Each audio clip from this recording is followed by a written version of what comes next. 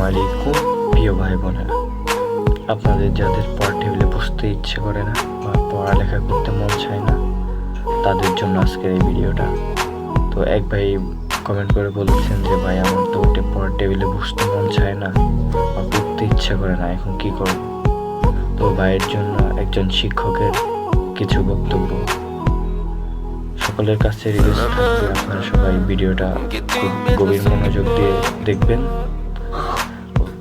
তাদের বক্তব্যগুলো একবারই আপনার জীবনে পুনর্গঠন করতে সাহায্য করবে, আপনার সুন্দর জীবন গঠন করতে সাহায্য করবে, আপনার মানসিক চিন্তাবোধকে নাড়া দিয়ে তুলবে।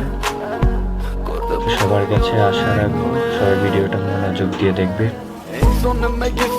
নিজের জন্য না পড়ো, তোমার মায়ের স্বপ্ন পূরণের জন্য তোমাকে পড়তে হবে। তোমার নিজের পড়তে মনে চায় না, তোমার বাবার স্বপ্ন পূরণের জন্য তোমাকে পড়তে হবে। তুমি কি জানো তোমার মায়ের কাছে তোমার গুরুত্ব কত বেশি? তোমার পরিবারের কাছে তোমার গুরুত্ব কত বেশি? তোমার ফ্যামিলির কাছে তুমি ঠিক কতটা গুরুত্বপূর্ণ, এটা তোমার ফ্যামিলি বোঝে, তোমার মা বাবা বোঝে, তুমি কিছুটা বোঝো, পুরোটা না। অতএব নিজের জন্য না হলেও নিজের মায়ের স্বপ্ন পূরণের জন্য, বাবার স্বপ্ন পূরণের জন্য, ছোট বোনদের ভাই বোনদের স্বপ্ন পূরণের জন্য তোমার হাত ধরে ভবিষ্যতে যে প্রজন্ম ওই পৃথিবীতে আসবে, সম্পৃক্ত হবে তোমার জীবনের সঙ্গে, তাদের দায়িত্বের কথা বিবেচনা করে আজকে তোমাকে পড়তে হবে। পড়তে ভালো লাগে না, টেবিলে পড়তে মন বসে না, দীর্ঘকাল পড়তে পারে এই তো দেখো, পড়তে ভালো লাগে না সেজন্য পড়ো না, এটা কোনো সচেতন ছাত্র বক্তব্য হতেই পারে না। ভালো লাগা এক জিনিস, প্রয়োজন আরেক জিনিস। ভালো লাগার চেয়ে অনেক অনেক বেশি গুরুত্বপূর্ণ, অনেক বেশি ইম্পর্টেন্ট প্রয়োজন। পড়াশোনা করাটা তোমার ভালো লাগা না লাগার বিষয় না, এটা তোমার প্রয়োজন।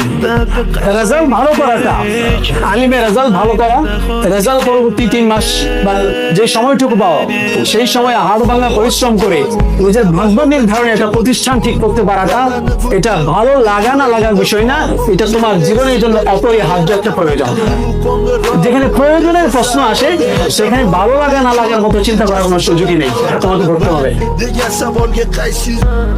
তোমার বাবা, আমার বাবা হয়তো কঠোর পরিশ্রম করেন, পরিশ্রম করে করে পড়াশোনা করেন, তুমি তোমার মায়ের কাছে, তুমি তোমার বাবার কাছে কত গুরুত্বপূর্ণ সম্পদ, কত গুরুত্বপূর্ণ সদস্য তারা বোঝে। অতএব তোমার নিজের জন্য না হলেও তোমার মায়ের স্বপ্ন পূরণের জন্য, তোমার বাবার স্বপ্ন পূরণের জন্য, এবং তোমাকে ঘিরে তোমার চারপাশে যে আপন মানুষগুলোর স্বপ্ন একযোগে কাজ করছে, তাদের স্বপ্ন যেন না ভাঙে, তাদের অন্তর যেন না ভাঙে, সেটার কথা মনে করে হলেও তোমাকে করতে হবে। অনেক করতে হবে, নিজেকে বিনির্মাণ করতে হবে,